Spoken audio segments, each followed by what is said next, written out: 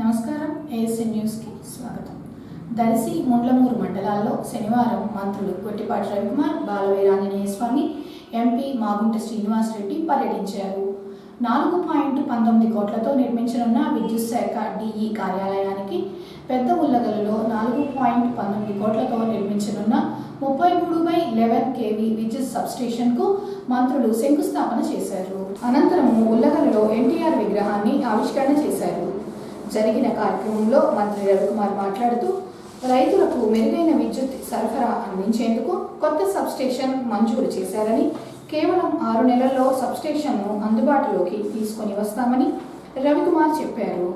ఆస్తుల కోసం కాదు, ఆత్మాభిమానం కోసం పార్టీ పెట్టిన నాయకుడు ఎన్టీఆర్ అని, సినిమాల్లో రాజకీయాల్లో ఎన్టీఆర్ మాత్రమే పోటీ అని రవికుమార్ గుర్తు చేశారు. 40 ఏళ్ల తర్వాత కూడా ఎన్టీఆర్ పెట్టిన సంక్షేమ పథకాలు అమలు చేస్తున్న ఏకైక ప్రభుత్వం కూటమి ప్రభుత్వం అని, రాష్ట్రానికి రాష్ట్ర రాజధాని లేకుండా చేసిన వ్యక్తి జగన్ అని విమర్శించారు. 6 నెలల్లో మీకు అందిస్తాము. ఈ ప్రాంత రైతాంగానికి ఇబ్బంది లేకుండా ఉండాలనేది ఈ సబ్స్టేషన్ ఒక ముఖ్య ఉద్దేశం. అట్లా మనకు దర్శిలో డి ఆఫీస్ కావాలని, బిల్డింగ్ కావాలన్నారు. 4 కోట్లు పెట్టి శాంక్షన్ చేశాము. ఇప్పుడే చెప్పాను, కాంట్రాక్టర్ కూడా వచ్చాడు. 6 నెలల్లో కట్టి బిల్డింగ్ లో పనులు జరగాలి. అందరూ అక్కడి నుంచి ఖచ్చితంగా అది కూడా చేపిస్తాం.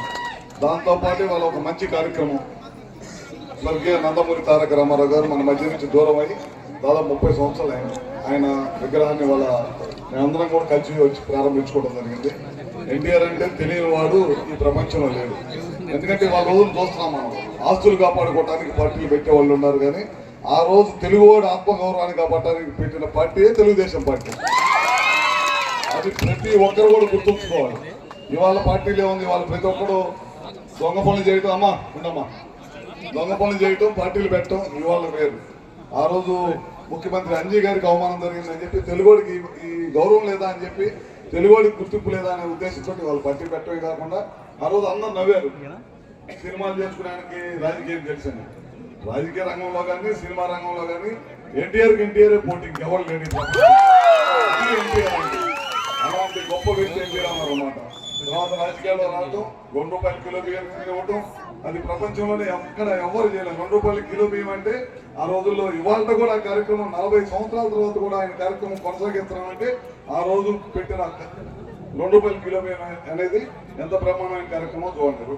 ఇల్లు ఇచ్చారు, కార్యక్రమం చేశారు. మహిళలకు ఆస్తుల్లో సమాన హక్కు కార్యక్రమం చేశారు. ఇందాక మన స్వామి గారు విజయ్ కుమార్ అన్నట్లు ఇవాళ గురుకుల పాఠశాలలో పిల్లలు చదువుకుంటున్నారంటే ఆ రోజు స్వర్గీయ నందమూరి తారక రామారావు తీసుకొచ్చిన కార్యక్రమం. ఇట్లాంటి 1 కాదు 2 కాదు ఎన్నో కార్యక్రమాలు తీసుకొచ్చిన ఎన్టీఆర్. అదేవిధంగా అదే పార్టీలో తెలుగుదేశం పార్టీ నారా చంద్రబాబు నాయుడు గారు మీకు తెలిసి ఎంత కష్టపడుతున్నారు. ఆయన పార్టీ ఆయన చేతిలోకి వచ్చిన తర్వాత ఏ విధమైన సంక్షేమ కార్యక్రమాలు చేసిన సంగతి కూడా మనందరూ తెలిసిందే.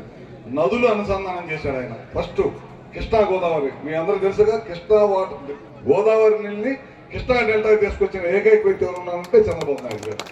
అందుకే ఆయన కష్టపడి పోలవరం కడుతున్నారు. 71% మన టైంలో పూర్తి అయితే, గడిచిన 5 సంవత్సరాలు 1% కూడా పూర్తి చేయాలి. మళ్ళీ మన ప్రభుత్వం వచ్చిన తర్వాత 84% పోలవరం ప్రాజెక్ట్ కంప్లీట్ అయింది. రాబోయే రోజుల్లో మనకు రాజధాని కూడా కంప్లీట్ అయింది. ఎట్టి పరిస్థితుల్లో గడిచిన 5 సంవత్సరాల రాజధాని రైతుల్ని మొత్తాన్ని సర్వనాశనం చేసి రాజధాని లేని రాష్ట్రంగా మిగిలించాడు. దేశం మొత్తం మీద ఎన్నో రాష్ట్రాలు ఉంటాయి. ఆంధ్రప్రదేశ్కి రాజధాని ఏదంటే ఎవరు చెప్పలేని పరిస్థితి తీసుకొచ్చి చాలా మంది క్విజ్కి వెళ్తున్నారంటే, చిన్నపిల్లలు క్విజ్ పోటీలకి ఉంటాయి కదా, వాటికి వెళ్తుంటే అందరు పిల్లలని అడుగుతుంటే మీ రాజధాని ఏది, మీ రాష్ట్ర రాజధాని ఏదంటే అందరు చెప్పుకుంటున్నారు. ఆంధ్రప్రదేశ్ రాజధాని అంటే మా పిచ్చి తొక్కులకు 3 పెట్టాడని చెప్పారు. అట్లా ఉంది మన రాష్ట్రం పరిస్థితి. అందుకనే చంద్రబాబు లాంటి వాడు మన రాష్ట్రానికి అవసరం. మీరు ఒకసారి ఇచ్చి ఒకసారి ఓడగొట్టున్నారు. ఈసారి కంటిన్యూగా చంద్రబాబు నాయుడు గారు కనుక ఉంటే కనుక రేపు ఈ తరం పిల్లలందరూ కూడా ఉద్యోగాలు చేస్తారు. లేకపోతే పరిస్థితి చూశారు కదా మన ఈ మధ్య ఏం చేస్తున్నారు వాళ్ళు. మన పార్టీ అధికారంలో ఉన్నప్పుడు ఏ రకమైన కార్యక్రమాలు చేస్తుంది, వాళ్ళ పార్టీ అధికారంలో ఉన్నప్పుడు ఏ రకమైన కార్యక్రమాలు చేస్తుందో మీరు ఒకసారి చూడండి. ఇవాళ కార్యక్రమాలు చూస్తుంటే నేను పల్నాడు ఇన్ఛార్జ్ మినిస్టర్ ఉండా, ఇవాళ పొద్దునే ఫోన్ వచ్చింది, ఎక్కడో చనిపోయారు. అట్లా వాడు చేసిన ఫ్యాక్షన్ రాజకీయాలు చంద్రబాబు టైంలో రాయలసీమలో ఈ చుట్టుపక్కల ప్రాంతాలు అన్నింటిలో కూడా అంతరించాయి. కానీ పల్నాడు ప్రాంతంలో కూడా వాడు తీసుకొచ్చిన సంస్కృతి వడికి పోలా. పల్నాడు ప్రాంతాన్ని మొత్తాన్ని కూడా జగన్మోహన్ రెడ్డి టైంలో సర్వనాశనం చేసి వదిలిపెట్టాడు. వాళ్ళతో కూడా ఆ కక్షలు కార్యక్రమాలు ఇంకా కొనసాగుతూ ఉంటాయి. దాన్ని ముఖ్యమంత్రి గారు మన పార్టీ అయినా ఆ పార్టీ అయినా ఎట్టి పరిస్థితిలో ఇట్లాంటి చేయకూడదు, అభివృద్ధి ధ్యేయంగా ముందుకు వెళ్ళండి అని చెప్పాడు. ఖచ్చితంగా అదే దశగా మేమందరం కూడా పనిచేస్తూ ఉంటాం. ఇందా లక్ష్మీ గారు అడిగినట్టు మేము ఏ కార్యక్రమం అయినా సరే తప్పకుండా మన కాన్ఫరెన్స్ సంబంధించింది ఏదైనా సరే తప్పకుండా చేస్తాం. మనం అయితే ముఖ్యమంత్రి గారు చెప్పాం, మీరందరూ కూడా అద్దంకి రెవెన్యూ డివిజన్ పరిధిలో రావాలని కోరుకున్నారని, అదేవిధంగా తీసుకొచ్చి ఇక్కడ అద్దంకిలో కలుపుకున్నాము. అదేవిధంగా ఒంగోలులో ఉంటామంటే ఒంగోలు చేసాం. కానీ మీరు మాత్రం కష్టపడి పనిచేసి ఎట్టి పరిస్థితులు ఈసారి తెలుగుదేశం పార్టీకి లక్ష్మీకి ఇక్కడి నుంచి గెలిపనేది మీరు చెప్పిన పనులన్నీ చేస్తాం మేము. మీరు జనం అయితే బాగా గుంపులు బాగానే ఉన్నారు, ఓట్లు అయితే రావట్లా. అది ఈసారి మాత్రం ఖచ్చితంగా పనిచేయాలి. ఊరికి పూలు తల్లి అవాయిస్ వాళ్ళు కలిస్తే కుదరదు. నా కాన్ఫరెన్స్ లో మొత్తం ఎత్తేసాను. జనార్దన్ అన్నట్టు పూలు అవాయిస్ వాళ్ళు మొత్తం వేసాం. వెళ్తే ఊరికి వెళ్తాం, నడిచి తిరగటం, ఇల్లు టచ్ చేయటం, అందరూ పనులుంటే చూడటం, కార్యకి వెళ్తాం. గుంపులో పూలు చల్లటం, అవాయిస్ వాళ్ళు కలిసి ఎలక్షన్ వచ్చినప్పుడు అటు వేయటం కాదు. అది ఈసారి ఖచ్చితంగా అందరూ కలిసి కట్టుగా పనిచేసి ఖచ్చితంగా ఎట్టి పరిస్థితుల్లో ఈసారి ప్రకాశం జిల్లాలో మేము చూడండి, అధికారం ఉన్నా అధికారం లేకపోయినా మేమందరం కలిసి పెంచుకుంటాం.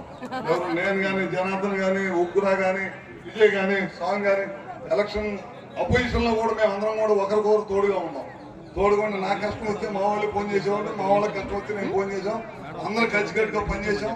మహానాడు ఎవరు కూడా పెట్టకపోతే మన జిల్లాలో బ్రహ్మాండంగా 5-6 లక్షల మంది మహానాడు పెట్టాం. అంటే మేము ఏ విధంగా కలిసి కట్టుకుంటున్నాం, మీరు కూడా గ్రామాల్లో భేదాభిప్రాయాలు ఉంటాయి. ఒక కుటుంబంలో 4 ఉండే తంటే భేదాభిప్రాయాలు ఉంటాయి. పార్టీలో కూడా భేదాభిప్రాయాలు ఉన్నా సరే వ్యక్తిగత సమస్యలు తీసుకొచ్చి పార్టీని సర్వనాశనం చేయవాలి. అందరూ కూడా కలిసికట్టుగా పనిచేయండి. ఎట్టి పరిస్థితులు ఈసారి దర్శి నియోజకవర్గం నుంచి మంచి మెజార్టీతో లక్ష్మిని కూడా గెలిపించాలి. అభివృద్ధి ఎట్టి పరిస్థితుల్లో అభివృద్ధి ఉంటే అవన్నీ కూడా తప్పకుండా మేము కూడా మా వంతు సహాయ సహకారాలు అందిస్తామని చెప్పి కూడా మరొకసారి తెలియజేసుకుంటూ, దాదాపు మేము గంట నుంచి మాట్లాడుతున్నాం. అందరూ ఓపికగా ఎక్కడ కూడా చెక్కు చెదరకుండా అందరు గంట నుంచి ఎంత ఉన్నారు. ఎక్కువసేపు నేను చెప్పి మిమ్మల్ని ఇస్తాము. అందరూ కూడా బాగా పనిచేసి, అందరూ కూడా కలిసికట్టుగా పనిచేసి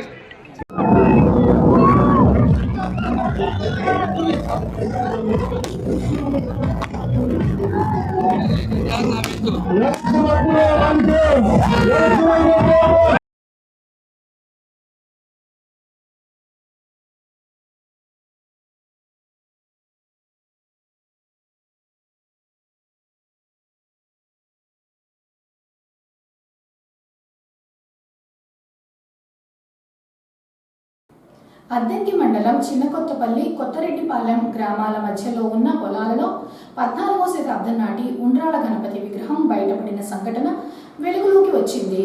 చిన్నకొత్తపల్లి గ్రామానికి చెందిన మానం వీరనారాయణ మొక్కజొన్న పంటకు నీరు పెట్టుకుని వస్తుండగా పొలాలకు వెళ్లే రోడ్డు సక్రమంగా లేదని జేసీబీ తీసుకొని వచ్చి రోడ్డు సరిచేస్తుండగా మట్టి తవ్వకాల్లో వినాయకుడి విగ్రహం బయటపడింది. దీంతో గ్రామస్తులకు తెలియపరచడంతో అందరూ వచ్చి బయటకు తీశారు.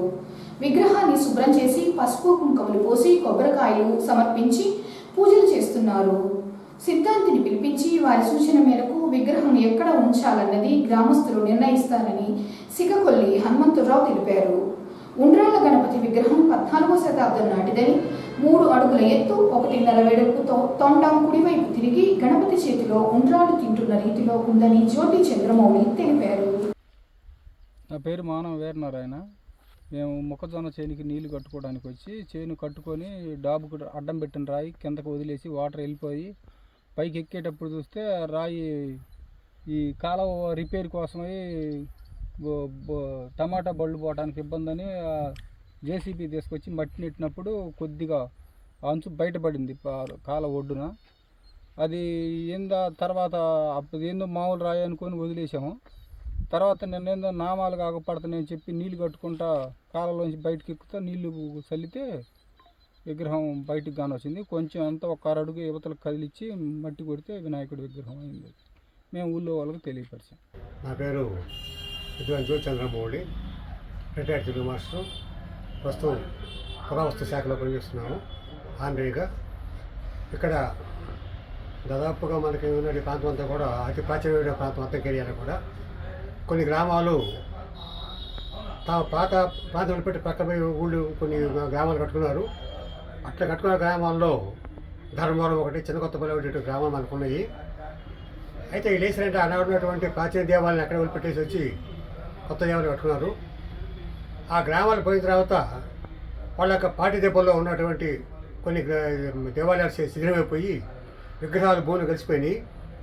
ఈ మధ్య వారం 10 రోజుల క్రితము ఒక రైతు భూమి దున్నుతూ ఉంటే ఒక విగ్రహం బయటపడింది. అది వాళ్ళ మామూలు రాయి చెప్తే మా పక్కన పడేసి మళ్ళీ తెల్లవారు వచ్చి అది చూస్తే ఇక్కడ మనకి ఇటువంటి అది వినాయకుడి విగ్రహం చెప్పి బయటపడింది. కంప్లీట్ తర్వాత మా వాళ్ళు ఫోటో పెడితే ఆలోచిస్తారంటే ఇంతవరకు అటువంటి విగ్రహం మనకి ఈ ప్రాంతం అక్కడ బయటపడదు. అది ఆ రంగు ఎట్లా కూర్చున్నటువంటి గణపతి ఆ విగ్రహము ఎరుపు రంగులో ఉన్నది. మామూలు సహజంగా నలుపుంటే ఈ విగ్రహం ఎరుపు రంగులో ఉంది, కూర్చొని ఉన్నది. తొండం మాత్రం కుడివైపు తిప్పుకొని ఉన్నది. చేతిలో ఉన్నటువంటి ఆ ఉండ్రాయిని తిన్న విధంగా అట్లా దాన్ని అంటే దాదాపు సహజంగా వేస్తారు. దాదాపు 190% ఆ తొండం ఎడమ తిరుగుంటుంది, ఆ 10% మాత్రం మనకి కుడివైపు తిరుగుంటుంది. అటువంటి ఇది ఒక విగ్రహం. ఇది అయినా కూడా ఆ కుడివైపు తిప్పినా కూడా చేతిలో ఉన్న ఉండ్రాయిని తింటే ఇదే ఫస్ట్ మొత్తం నేను చూస్తున్నటువంటి విగ్రహం. ఇది దాదాపు క్రీస్తు 14వ శతాబ్దం నాటి విగ్రహం చెప్పుకోవచ్చు. దీన్ని 14వ శతాబ్దం అంటే మనకి విజయనగరాజు రెడ్డి మధ్యకాలం అనమాట. ఇది ఆనాడు శైవం భాగం వ్యాప్తమైన ప్రాంతం. ఇది ఇటు వైద్యులు కానీ కొండలు కానీ అర్థంగా కానీ ఎక్కువ మన శివాలయ ప్రాంతం ఉన్నటువంటి కావటం వల్ల ఇది శివాలయ ప్రాంతం ఉన్నటువంటి ఈ విగ్రహం బయటపడింది. కాబట్టి ఇటువంటి విగ్రహాన్ని వాళ్ళు జాగ్రత్త పెట్టుకుంటే చాలా మంది. ఎందువల్లంటే ఇటువంటి విగ్రహం ఎక్కడ లేదు కాబట్టి గ్రామ చుట్టూగానే వాళ్ళు మేల్కొని తీసుకొని దీన్ని భద్రపరచుకుంటే వాళ్ళకి చాలా ఒక మంచి గుర్తింపు వస్తుందని చెప్పి నేను కోరుకుంటాం.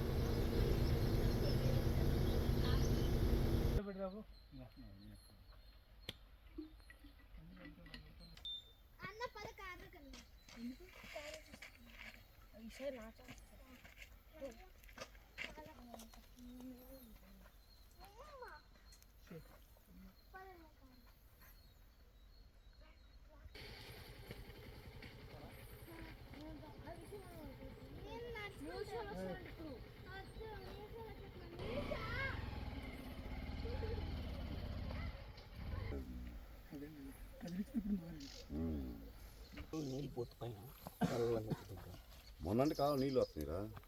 ఇప్పుడైనా ఏం కాదు, 2 లీటర్లు చాలు. ఎవరు పసుపు ఇంకా మామూలు పుట్ట కూడా ఇదిగో ఏముంది, నేను దిగుతారా 2 లీటర్లు ఎత్తారా? అంతే బాగా అంతే అక్కడ ఉండే నీళ్ళు ఇట్లా అని రావురా దిగాలి దిగు. కడిగితే ఆకారం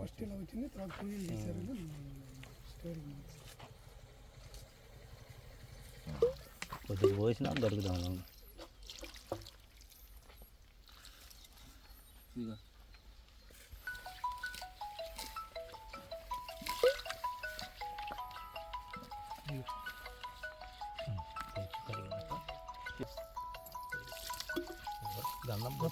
రుద్దినాక తర్వాత వాళ్ళు ఆ పసుపు అప్పుడు అనుకోని పసుపు కింద కొడుతాను చెత్త తీసి పెట్టే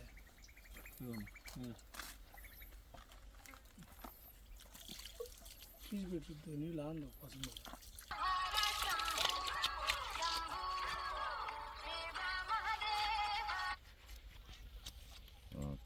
సాయన ఇచ్చాడా?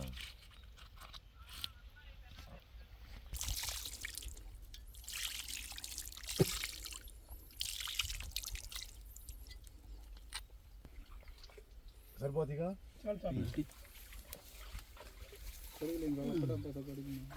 కొట్టా ఏంటో డబ్బులు కొట్టా.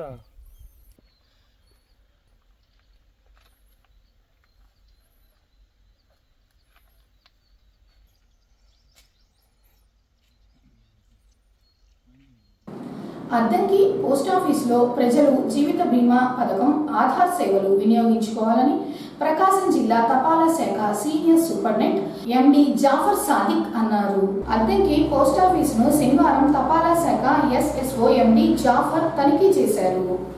పోస్టాఫీసులో ప్రజలకు అందించే సేవల గురించి అడిగి తెలుసుకున్నారు. ఈ సందర్భంగా ఆయన మాట్లాడుతూ సాధారణ తనిఖీలో భాగంగా నేడు అద్దంకి పోస్టాఫీసును తనిఖీ చేశారని, పోస్టాఫీసులో ప్రజలకు అవసరమైన సేవలు అన్నీ అందిస్తున్నారన్నారు. తపాలా జీవిత బీమా ఇన్సూరెన్స్, గ్రామీణ జీవిత బీమా ఇన్సూరెన్స్ పథకాలు కొనసాగిస్తున్నారని, ప్రజలు ఈ అవకాశాన్ని వినియోగించుకోవాలన్నారు. అదేవిధంగా అద్దంకి పోస్టాఫీసులో ఆధార్ సేవలు కొనసాగుతున్నాయని, అవి తక్కువ ఫీజుతో కొత్త ఆధార్ కార్డు, చిరునామా మార్పులు చేర్పులు, బయోమెట్రిక్ అప్డేట్ చేస్తున్నారని జాఫర్ చెప్పారు. పేరు Mohammed Jaffar Sadiq, senior superintendent of post offices, Prakasam division. నేను ఈరోజు అద్దంకి సబ్ పోస్ట్ ఆఫీస్ తనిఖీలో భాగంగా రావడం జరిగింది. ఇక్కడ పోస్ట్ ఆఫీసులో అన్ని సర్వీస్ గురించి పరిశీలించడం జరిగింది. అన్ని ఆన్లైన్ నెట్వర్కింగ్ కానీ ఆన్లైన్ కార్యక్రమాలు కానీ అన్ని సరిగ్గా కొనసాగుతున్నాయి. అంతేకాకుండా కొన్ని తనిఖీల్లో భాగంగా కొన్ని రికార్డ్స్ యొక్క మెయింటెనెన్స్ గురించి కానీ, తర్వాత సర్వీస్లో ఏమైనా డిలే జాప్యం గురించి కూడా ఎంక్వైరీ చేయడం జరుగుతూ ఉంది. దీనికి సంబంధించి ప్రజలందరికీ కోరుకునేది ఏంటంటే, మీకు కావాల్సినటువంటి పోస్ట్ ఆఫీస్కి సంబంధించినటువంటి పొదుపు పథకాలైనటువంటి రికరింగ్ డిపాజిట్ కానీ, సుకన్య సమృద్ధి యోజన, పీపీఎఫ్ అకౌంట్స్, వాటిల్లో మీ యొక్క పొదుపుని చేసుకోవాల్సిందిగా కోరడమైంది. అంతేకాకుండా పోస్ట్ ఆఫీస్ నుంచి గ్రామీణ తపాలా జీవిత బీమా, తపాలా జీవిత బీమా అని ఇన్సూరెన్స్ పథకాలు కూడా మనం కొనసాగిస్తూ ఉన్నాము. వాటిల్లో భాగస్వాములుగా అయ్యి ఇన్సూరెన్స్ భద్రతను చెప్పుకోవాల్సిందిగా కోరడమైంది. అంతేకాకుండా India post payment bank, postal department ద్వారా ఒక పేమెంట్ బ్యాంకును మనం నిర్వహిస్తున్నాము. ఇండియా పోస్ట్ పేమెంట్స్ బ్యాంక్ తద్వారా కొన్ని జనరల్ ఇన్సూరెన్స్ గ్యాప్ పాలసీస్ కానీ, తర్వాత అంటే డోర్ స్టెప్ బ్యాంకింగ్ సర్వీసెస్ కానీ పొందే అవకాశం ఉంది. కాబట్టి పోస్ట్ ఆఫీస్లో ఉండే ప్రత్యేక సర్వీస్ని మన అద్దెకి పట్టణ ప్రజలందరూ వినియోగించుకోవాల్సిందిగా, అదేవిధంగా ఆధార్ సేవలను కూడా వినియోగించుకోవాల్సిందిగా కోరడం.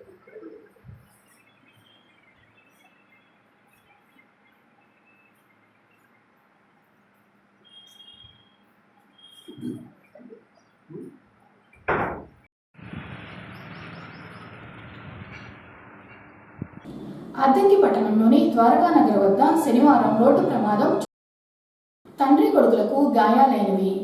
అద్దంకి మండలం ఉప్పలపాడు గ్రామానికి చెందిన కాకర్ల వెంకటేశ్వర్లు, గోపి ద్విచక్ర వాహనంపై అద్దంకి వస్తుండగా ద్వారకానగర్ వద్ద రోడ్డు క్రాస్ అవుతుండగా ఆటోను ఢీకొట్టడంతో ఇద్దరికి గాయాలయ్యాయి. స్థానికులు 108 వాహనానికి సమాచారం ఇవ్వడంతో ఆ సమయంలో ప్రైవేట్ అంబులెన్స్ రావడంతో క్షతగాత్రులను హుటాహుటిన అద్దంకి ప్రభుత్వ వైద్యశాలకు తరలించారు. విషయం తెలుసుకున్న అద్దంకి సిఐ సుబ్బరాజు ప్రభుత్వ వైద్యశాలకు చేరుకొని క్షతగాత్రులను పరామర్శించారు. ప్రమాదం ఏ విధంగా జరిగిందో విచారించారు. మెరుగైన వైద్యం కోసం వెంకటేశ్వర్ను ఒంగోలు రిమ్స్కు తరలించారు. ఆటో, ద్విచక్ర వాహనం రెండు ఒకే సమయంలో వచ్చి ఢీకొన్నాయని స్థానికులు చెబుతున్నారు.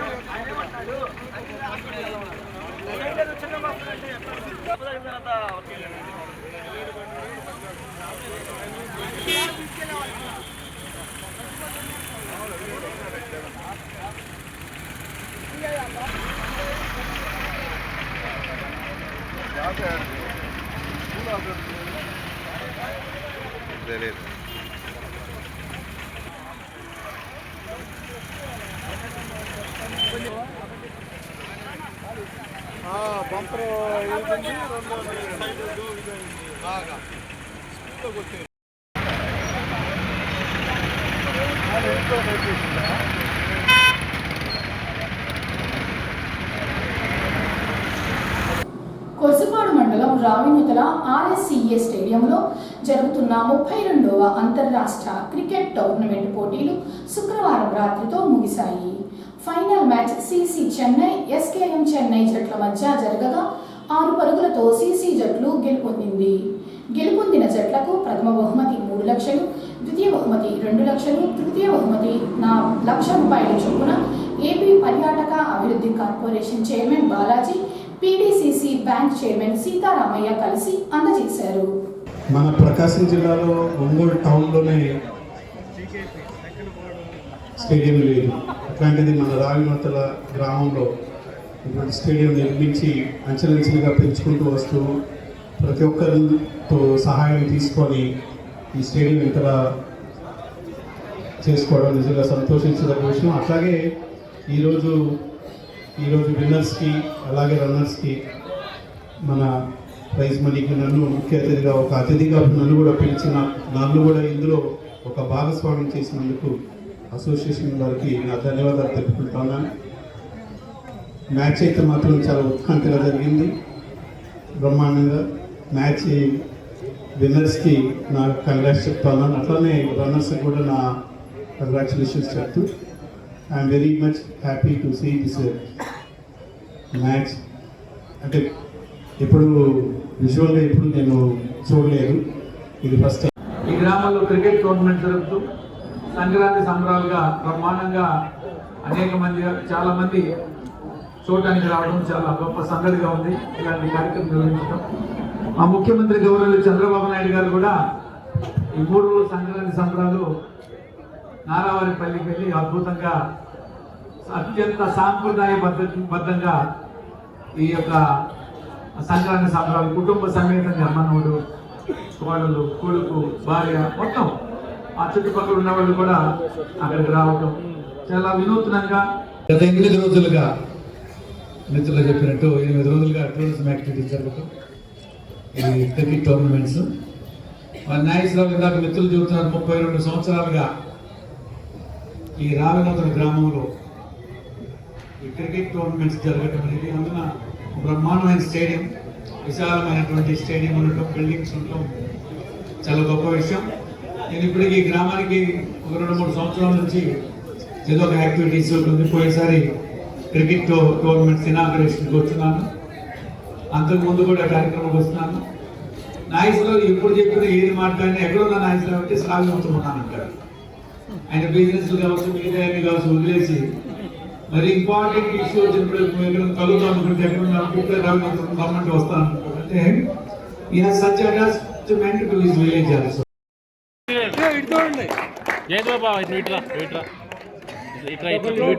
యువతలు పక్కన ఒకళ్ళు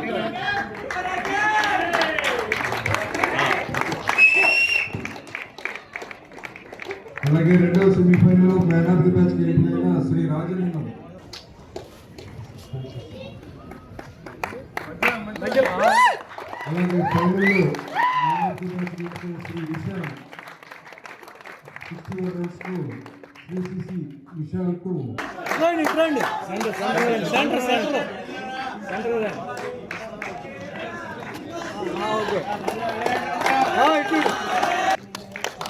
ఈ టోర్నమెంట్లో బెస్ట్ బ్యాట్స్మెన్ గెలిచిన శ్రీ నితిన్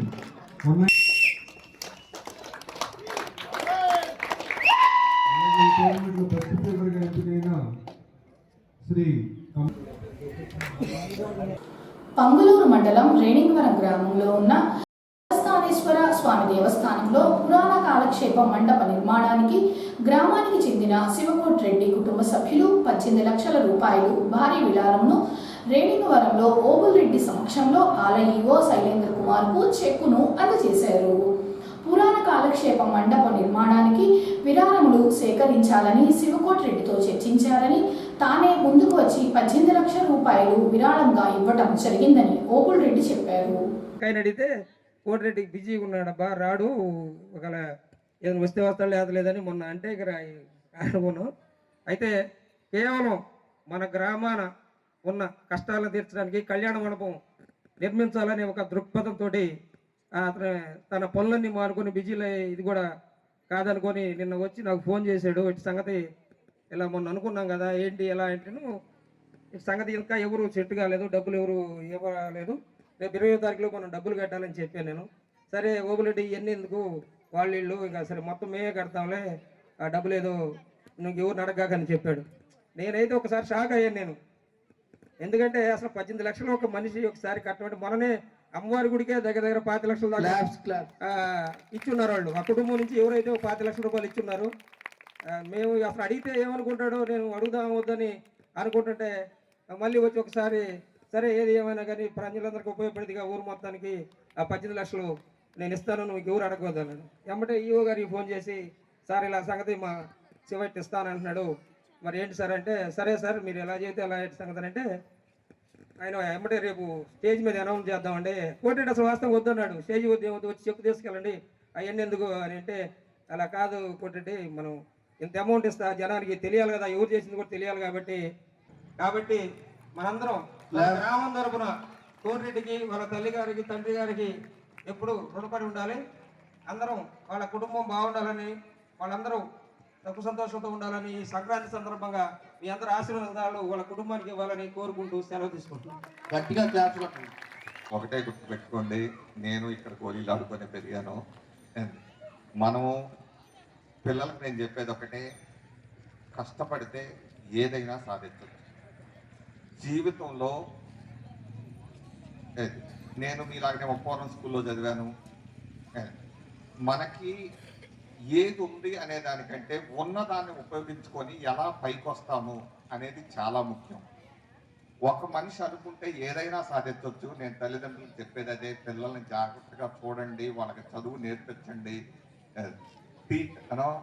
టీచర్ ఒక మాట అన్నా ఒక దెబ్బ కొట్టినా అది మనోడు మంచిగా అని అనుకోండి.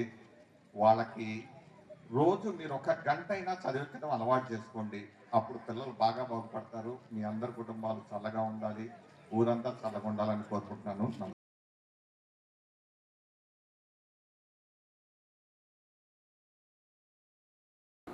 బాల్య వివాహాలు చేయటం చట్టరీత్యా నేరమని, ఎక్కడైనా బాల్య వివాహాలు జరుగుతుంటే అడ్డుకోవడం అనేది ప్రజల హక్కు అని అద్దంకి బార్ అసోసియేషన్ అధ్యక్షులు ఎడవల్లి శ్రీనివాసరావు అన్నారు. అద్దంకి మెప్మా కార్యాలయంలో శనివారం అద్దంకి మండల న్యాయ సేవా అధికార సంస్థ ఆధ్వర్యంలో బాల్య వివాహాల అంశంపై న్యాయ విజ్ఞాన సదస్సును ఏర్పాటు చేయగా బార్ అసోసియేషన్ అధ్యక్షులు శ్రీనివాసరావు హాజరై మాట్లాడారు. ఆడపిల్లలకు 18 సంవత్సరాలు, మగపిల్లలకు 21 సంవత్సరాలు నిండిన తర్వాతే వివాహాలు చేయాలని, బాల్య వివాహాలు చేస్తే తల్లిదండ్రులపై కేసు నమోదు చేస్తారన్నారు. బాల్య వివాహాల నిర్మూలన చట్టం 2006 ఉందని, దీని ప్రకారం ప్రతి ఒక్కరూ నడుచుకోవాలన్నారు. న్యాయ సహాయం పొందాలనుకుంటే మండల న్యాయ సేవా అధికార సంస్థ వారిని సంప్రదిస్తే ఉచితంగా న్యాయవాదిని ఏర్పాటు చేసి న్యాయ సహాయం అందించడం జరుగుతుందని శ్రీనివాసరావు తెలియజేశారు. అమ్మాయి ఎందుకంటే నేను కూడా నోటరీ చేస్తుంటాను. ఆ అమ్మాయి చూడటానికి 20 ఏళ్ళ కనపడుతుంది, కానీ ఆ అమ్మాయికి వచ్చిన 16 సంవత్సరాలే ఉంటుంది. ఇటువంటివి కూడా వస్తే నేను కూడా తీవ్రంగా ఖండిస్తామా, చేయకూడదు అమ్మ తప్పు. నీకు అవగాహన కలగాలా, నీ భర్త అంటే ఏంటి, పిల్లలు అంటే ఏంటి, సంసారం అంటే చేసుకోవాలని చెప్పి తెలియాలా.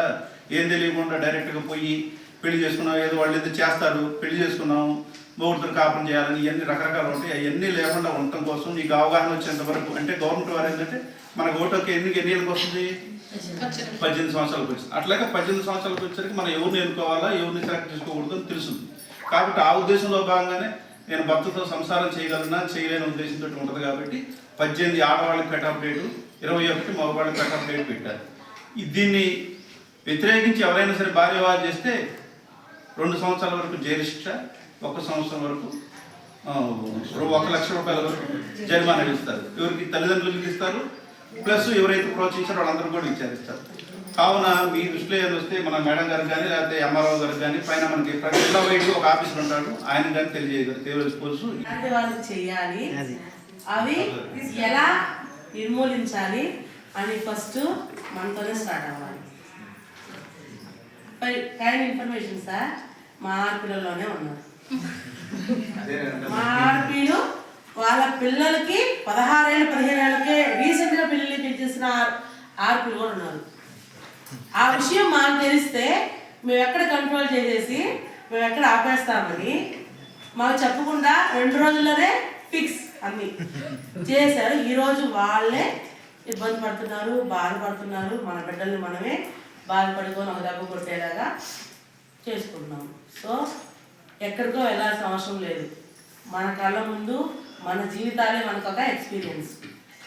చిన్న పిల్లలండి, 15 ఏళ్ళు 16 ఏళ్ళకి వాళ్ళకి ఏం తెలుసు? 30 ఏళ్ళు 36 ఏళ్ళు వచ్చిన మనమే మగవాళ్ళతోటి ఎలా ఉండాలి, కోఆర్డినేషన్తో ఎలా సంసారం ముందుకు నడుచుకొని పోవాలి అనేది తెలియట్లేదు. ఏం తెలియని పసిపిల్లలను తీసుకువెళ్ళి అలా బాల్య వివాహాలు చేస్తూ ఉంటే వాళ్ళకి ఎలా తెలుస్తుంది? దాని తర్వాత మళ్ళీ మనమే బాధపడాల్సి వస్తుంది.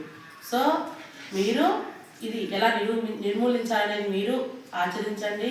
మీ కింద ఉన్నటువంటి 300 కుటుంబాలలో కూడా ఎక్కడైనా ఇలాంటివి ఏమైనా జరుగుతున్నట్లయితే ముందుగానే తెలుసుకోండి, అవి అవగాహన కల్పించండి, వాటిని నిర్మూలించండి.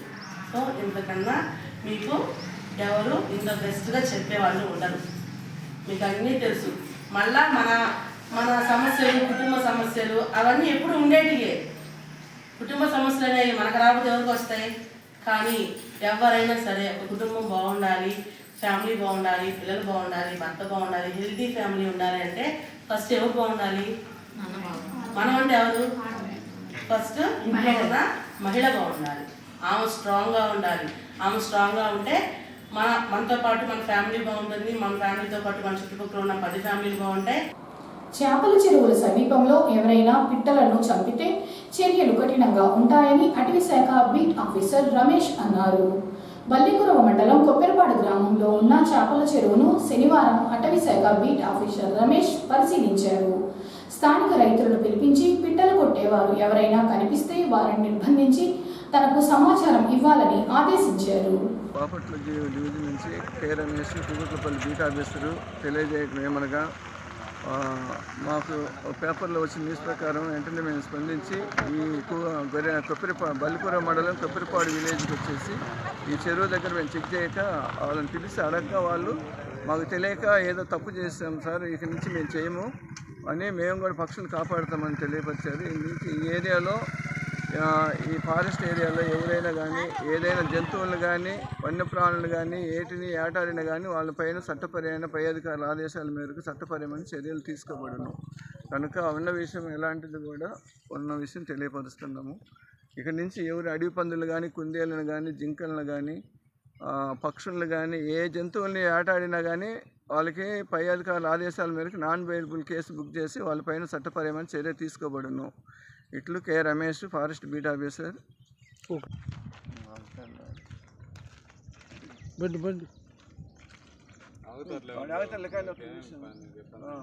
ఇప్పుడు ఇక్కడికి వచ్చింది ఎందుకంటే మేము అటవీ శాఖ తరపు నుంచి ఇక్కడ ఒక 2-3 రోజుల క్రితము ఈ చేపల చెరువులు లేదా పక్షులు వస్తున్నాయని చెప్పేసి నాటుకు పనులతో చెప్పేసి వాళ్ళకి ఏదో కాల్పిస్తున్నారని మాకు పేపర్ స్టేట్మెంట్ ప్రకారం మేము వచ్చి చూడటం ఇక్కడ ఈ ఏరియాలో మేము అడిగితే వాళ్ళని వాళ్ళని మాకు తెలియక చేసాము. ఇక మీద మేము ఎప్పుడు చేయమని చెప్పి చెప్తున్నారు. కానీ ఇక్కడ ఎలాంటి పక్షులు కానీ ఏటిని చంపినా కూడా నాన్ బెయిలబుల్ కేసు పై అధికారులు అటవీ శాఖ చట్ట ప్రకారము అది మీకు నాన్ బెయిలబుల్ కేసు. మా పై అధికారులు ఏది చెప్తే అది మనం చేయగలం, కానీ మీకైతే మేమేమి అనివేయాలని ఉండదు. మీకు ఏదైనా నష్టం జరుగుతుంటే పక్షుల్ని బెదిరించి తోలేసేయండి, అంతేగాని మీ ఇష్టం వచ్చినట్టు గన్నులు తీసుకుని వాటిని చంపడం చేయడం అంటే చాలా ప్రమాదకరం మీ అందరికి కూడా. అందుకని ఎవరు పక్షులను మట్టుకు చంపడం ఏమి చేయొద్దు దయచేసి. అందుకని చెప్పేసి ఈ చెరువుల మీద కానీ ఏ పక్షులు కానీ జంతువులు, అడవి జంతువులు కానీ, పక్షులను కానీ, పావులు, ఈవెన్ పాము కూడా పండుగలో అయితే మాకు తెలియపరుస్తుంది పట్టుకెళ్తాం. మిగతా పావులు అంటే వాటిని కూడా చంపకాకుండా వదిలేసేయండి. తెలిసి చంపినట్టు మా నోటీస్కి వస్తే మటుకు యాక్షన్ ఉంటుంది మళ్ళీ మీ మీద. ఏది మా నోటీస్కి రాకపోతే ఏముండదు, కానీ పాము ఎలాంటి విష జంతువు అయినా కానీ దాని జోలి మనం పోతే అది మన లేదని చేస్తుంది, అది మన కాడికి వచ్చి ఏం చేయదు. అందుకని దయచేసి మీరు ఎవరైనా కానీ కొండ సిలువలు కానీ ఏదైనా వచ్చినా కానీ మాకు వెంటనే తెలియపరచండి. మీరు అడవి పందుల కోసం కూడా మీరు అద్దంకి నామ్ రోడ్లో శనివారం ఉదయం వాహనాలు బారులు తీరాయి.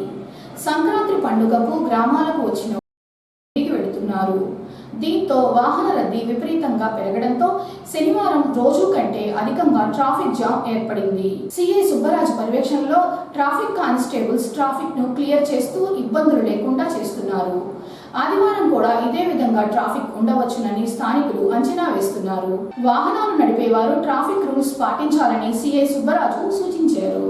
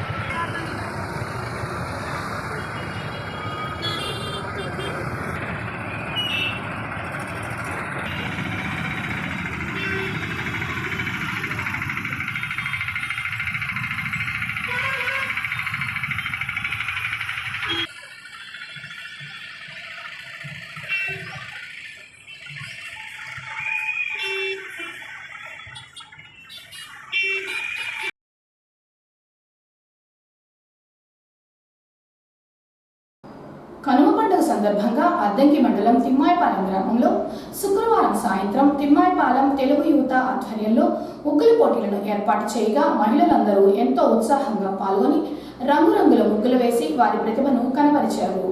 పోటీలలో ప్రథమ బహుమతి పరిటాల మాధవి, ద్వితీయ బహుమతి రాజేశ్వరి, తృతీయ బహుమతి అడుసుమల్లి ఇందుప్రియ, ప్రత్యేక బహుమతి పిండక భవాని దక్కించుకున్నారు.